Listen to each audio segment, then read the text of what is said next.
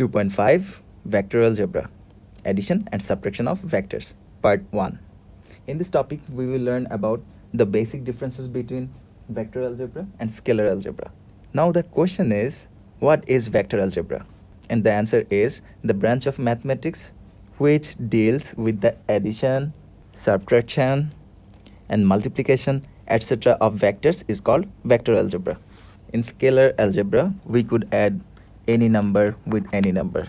There was no limitation about how we should add or how we should subtract. But in case of vector algebra, we can add acceleration with only acceleration.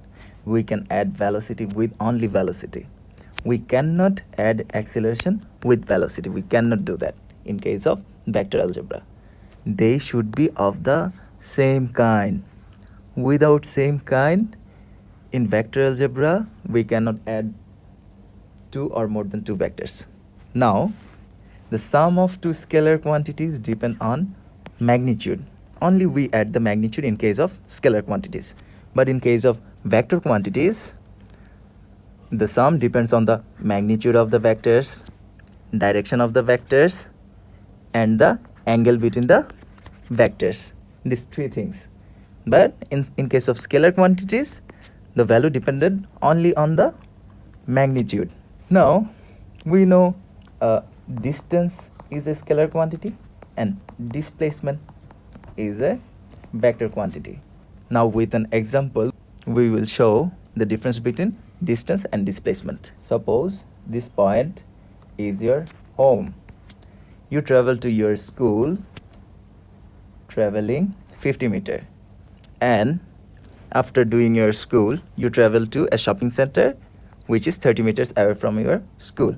After doing your work in the shopping center, you return back to your home, which is 90 meters from the shopping center.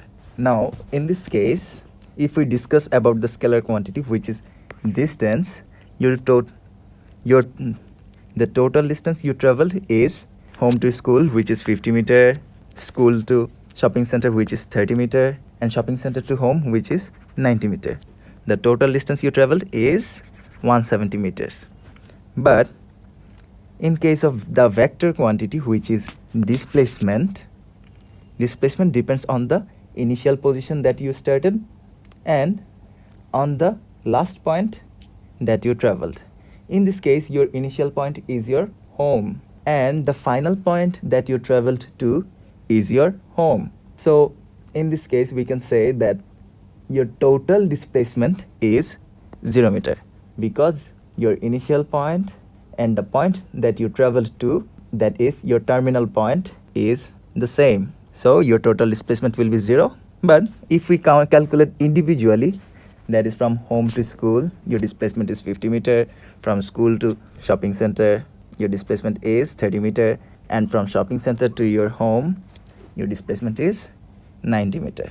That is the case in case of individual displacement. But in case of total displacement, your displacement is 0 meter because you did not change your position. So this is the basic difference between vector algebra and scalar algebra.